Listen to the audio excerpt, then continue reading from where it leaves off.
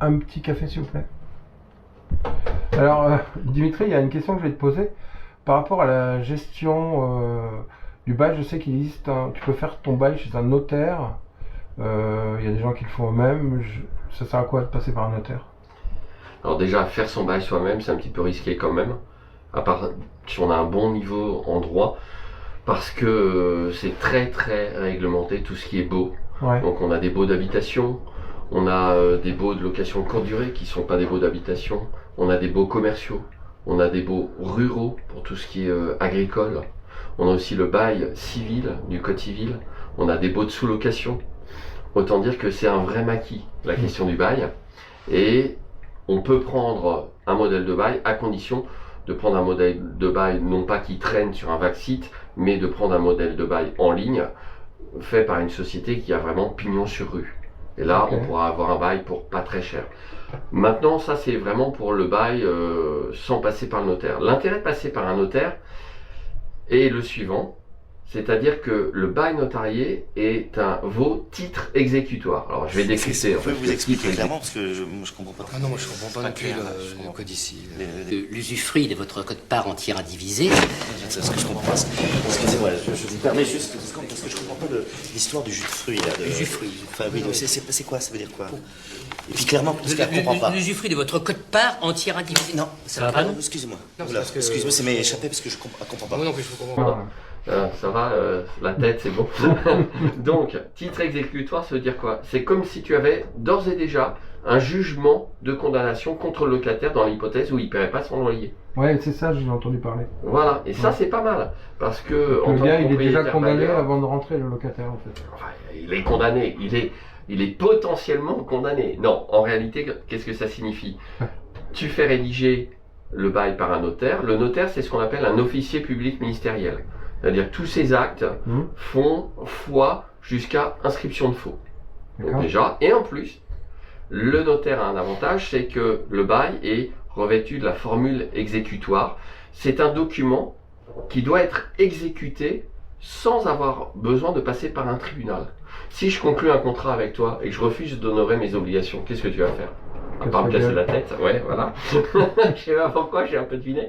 Donc, non, en fait, la plupart des gens normalement constitués vont aller s'adresser au tribunal et vont demander au tribunal de me rendre une décision me forçant à exécuter mes obligations. En matière de bail notarié, ce qui est intéressant, c'est que si le locataire ne paye pas, c'est la principale obligation dans les baux, pas besoin d'aller s'adresser au tribunal, tu donnes le bail notarié à l'huissier, et l'huissier il va voir directement le locataire en disant « Monsieur, il faut payer, sinon je vais saisir votre voiture, je vais saisir vos meubles, je vais saisir votre salaire, enfin, je vais saisir tout ce que je peux. » D'accord? Donc ça, c'est pas mal. Je crois que l'huissier peut le faire aussi, le bail comme ça, non? Alors, il y a des huissiers qui font de la gestion locative. Ouais. Ce sont aussi, sauf erreur de ma part, des officiers publics ministériels, Ouais. puisque l'huissier de justice, il a la Marianne, hein, il délivre des actes, même si tu n'es pas là, tu es censé avoir reçu l'acte. Donc c'est tout à fait possible.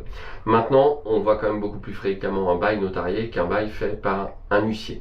En région parisienne, les huissiers ont trop de boulot, à mon avis, je pense pas qu'ils aient une réelle activité là-dessus, quoique je puisse me tromper. Par contre, attention, il y a une croyance très répandue sur le bail notarié, qui consiste à penser que parce que tu as un bail notarié, tu vas pouvoir mettre plus facilement la personne dehors si elle ne respecte pas ses obligations. Et là encore, c'est une grosse croix rouge, parce qu'en réalité, quelqu'un qui ne veut pas partir de ton logement, même avec un bail notarié, tu ne pourras pas l'expulser. Il faudra aller faire valider la résiliation du bail et l'expulsion par un tribunal. Donc le bail notarié n'est pas l'arme ultime pour D'accord. accélérer une procédure d'expulsion. Ok. Bon, moi, ça m'est jamais arrivé pour l'instant. Parce En que, plus, tu on sais, peut avoir une assurance loyer impayé. Enfin, mis à part le bail notarié pour le recouvrement des loyers, on peut avoir une assurance loyer impayé. j'ai l'impression qu'on a les locataires qu'on mérite souvent, en tout cas.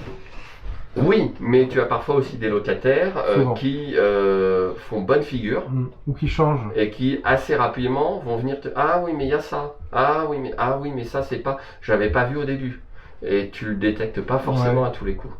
Moi, j'avais un client, son locataire qui était très bien, il a perdu sa femme, il a dégringolé et finalement, c'est devenu son pire locataire alors qu'il avait une situation, Voilà. Donc ça peut évoluer. Ça, c'est imprévisible. Ouais. Par contre, une autre petite chose, et là pour le coup, je parle aussi d'expérience comme toi, il vaut mieux pas louer à ses amis ou sa famille. Ouais.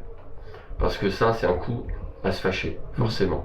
Du style, tu as ton meilleur ami qui dit « Ah, j'ai un copain qui cherche justement un appartement, voilà, je me porte garant de lui, etc. » Mais une fois que le copain a arrêté de payer, ton copain qui s'était porté garant, bien sûr, sans signer de papier, en fait, c'est abonné absent, c'est plutôt un coup à se fâcher avec ses amis Ouais. qu'autre chose.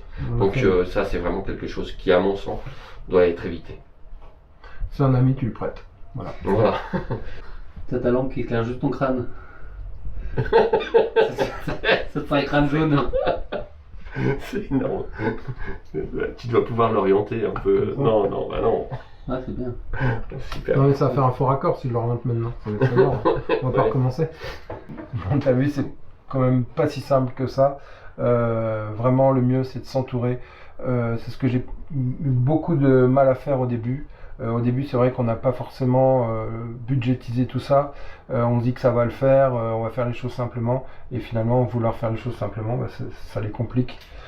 Donc s'entourer, tu as un site qui s'appelle Jurissimo Invest, c'est ça? Exactement, Facebook. Voilà, sur Facebook, où bah, tu fais une demande pour participer au groupe et tu auras beaucoup de réponses. Il y a pas mal de professions. T'as quoi comme Bah, profession? j'ai une amie avocate qui s'occupe des baux commerciaux. Ouais, Il y en a une qui s'occupe particulièrement de droit de l'urbanisme. On a souvent des questions d'urbanisme dans l'investissement immo. J'ai le plaisir de t'accueillir aussi en tant que modérateur ouais, pour si t'as toute des la questions partie d'éco. travaux, déco. J'ai aussi une expert comptable qui elle est vraiment sur le P0I machin, le truc, il n'y a aucun souci. En plus, elle est elle-même investisseuse, donc c'est toujours mieux de Ouais, il y a prendre beaucoup de s'entourer de personnes qui font les choses en fait elles-mêmes, parce que c'est grâce à ça qu'on grandit aussi en expérience. Hein. Tu es investisseur immo, voilà, il n'y a pas de secret, tu as appris des choses au fil des années. C'est ça. Donc dans ce groupe, voilà, on a pas mal de modérateurs qui sont à ce niveau-là. Et il y a aussi de des l'échange. experts. Il y a aussi de l'échange, voilà. Donc on a des experts. Il y a aussi de l'échange. Et ce qui est intéressant, c'est que je demande à ce qu'on réponde aux questions pour assurer un certain niveau d'engagement dans le groupe quand on veut y participer. Donc si on prend même pas la peine de répondre à 3 questions et d'accepter les règles du groupe, je vois vraiment pas trop ce qu'on vient faire dans le groupe immobilier. Donc Très un clair. groupe, tu as compris, il y a que des passionnés Voilà. et des c'est ça. experts. Et des gens qui vont a priori participer, bien évidemment. Ok, moi pardon, j'avais posé une question sur les droits. J'avais une chambre pour un client qui veut faire sur le thème d'Harry Potter. Je ne savais pas trop dans quelle mesure on avait le droit de copier ou pas. Et, Tu as raison, j'ai il y a une aussi une réponse. avocate C'est intéressant. qui fait de la propriété intellectuelle. Ouais. Voilà. Et ça, c'est un thème très intéressant, les Airbnb. Une prochaine vidéo, déjà ça va Prochaine être trop vidéo. long, mais à mon avis, il n'y a plus personne de toute façon. Donc D'accord. s'il y a encore du monde qui regarde, dans la description, tu as le lien pour le groupe Jurissimo. Et il me reste à te remercier, Dimitri.